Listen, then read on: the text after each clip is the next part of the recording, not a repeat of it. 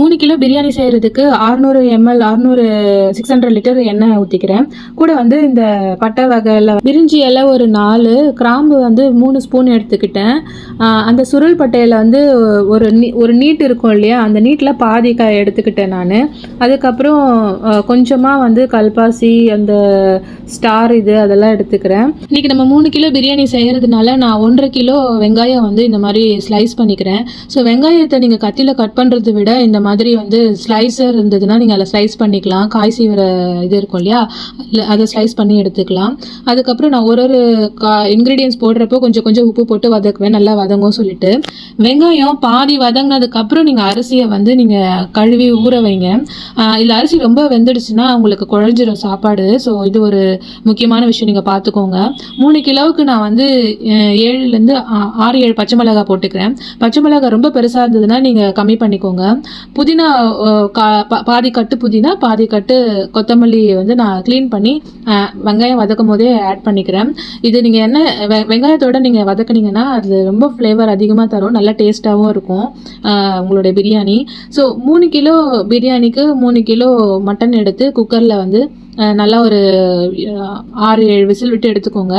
இது கூட நான் கரெக்டாக ஒரு 2 ஸ்பூன் வெறும் மிளகாய் தூளும் 2 ஸ்பூன் வந்துட்டு காஷ்மீர் சில்லி பவுடர் ஆட் பண்ணிக்கிறேன் கலருக்காக. ஸோ நான் 1.5 கிலோ தக்காளி எடுத்துக்கிறேன். பாஸ்மதி ரைஸ் வந்து நீங்கள் மேக்ஸிமம் 20-25 நிமிஷத்துக்குள்ளே ஊற வச்சுருங்க. சப்போஸ் அதுக்கு மேலே டைம் ஆகிடுச்சுன்னா தண்ணியை இருத்துட்டு அப்படியே விட்டுருங்க, இல்லைனா வந்து ரொம்ப ஊறிடுச்சுன்னா குழஞ்சிடும். ஏலக்காய் நான் வந்து காட்ட மறந்துட்டேன் ப்ரீவியஸாக, ஸோ அதை நான் ஏலக்காவும் கொஞ்சம் ஆட் பண்ணிக்கிறேன். அப்படியே நீங்கள் மூடி போட்டுட்டு கரெக்டாக ஸ்லிம்மில் வச்சுட்டு நல்லா தக்காளி நல்லா குழைய வேகணும். ஒரு 5 நிமிஷம் வரைக்கும் அப்படியே லோ ஃப்ளேம்லேயே வச்சு வேக வச்சுருங்க. அதுக்கப்புறமேட்டு வந்து கறி ஆட் பண்ணுங்கள். கறி ஆட் பண்ணுற வீடியோ மிஸ் ஆகிடுச்சு, சாரி. ஸோ தக்காளி நல்லா குழஞ்சதுக்கப்புறம் கறி ஆட் பண்ணிவிட்டு இதுக்கு இஞ்சி பூண்டு பார்த்திங்கன்னா 300 கிராம் இஞ்சி, 300 கிராம் பூண்டு, 300 கிராம்ஸ் ஈச். அதை எடுத்து ஆட் பண்ணிவிட்டு கூட தயிரும் போட்டு நல்லா மிக்ஸ் பண்ணிவிடுங்க, நல்லா பிளெண்ட் ஆகணும். அதுக்கப்புறம் மறுபடியும் மூடி போட்டு ஒரு 5 நிமிஷம் நல்லா கறி வேகட்டும். அப்போ தான் அந்த கறி உங்களுக்கு இந்த இதெல்லாம் வந்து அந்த கறியோட இறங்கும். அதுக்கப்புறம் வந்து பார்த்திங்கன்னா 1 கப்புக்கு 1.5 கப் ரேஷியோவில் நான் தண்ணி அளந்து 3 கிலோவுக்கு வந்து அதுக்கேற்ற மாதிரி நான் அளந்து ஆட் பண்ணிக்கிட்டேன் தண்ணி. இப்போ சால்ட்டு செக் பண்ணிக்கிட்டு சால்ட்டு கரெக்டாக இருக்கா, காரம் கரெக்டாக இருக்கா செக் பண்ணிட்டு இந்த டைமில் நீங்கள் ஆட் பண்ணிக்கலாம் மிளகாத்தூள் இல்லைன்னா சால்ட்டு. நீங்கள் யோசிப்பீங்க வெங்காயத்துக்கு அப்புறம் இஞ்சி பூண்டு பேஸ்ட் தானே போடணும்னு சொல்லிட்டு. நான் யூஸ்வலாக தக்காளி போட்டுட்ட பிறகு அது வதங்கிட்ட பிறகு தான் இஞ்சி பூண்டு போடுவேன் நான்.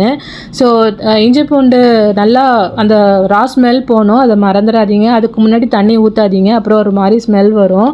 ஸோ இப்போ வந்து தண்ணி நல்லா கொதிஞ்சிட்டு அந்த கொதி வந்த பிறகு அரிசி ஆட் பண்ணுங்கள்.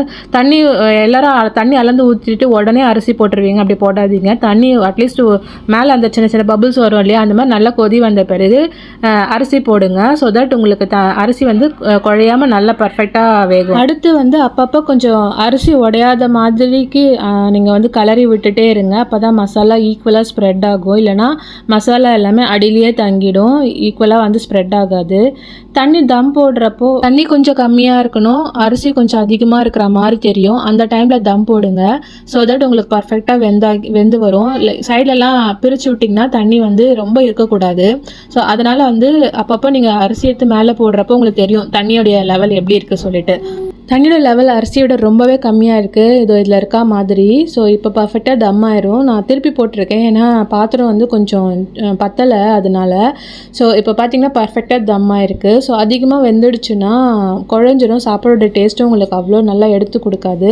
தண்ணி கொஞ்சம் அதிகமாக இருந்தால் கூட வந்துட்டு குழஞ்சிடும் சாப்பாடு. ஸோ தண்ணி வந்து நீங்கள் எப்போ தம் போடுறீங்கன்றது ரொம்ப முக்கியம். தண்ணி ரொம்ப ரொம்ப குறைவாக இருக்கணும்.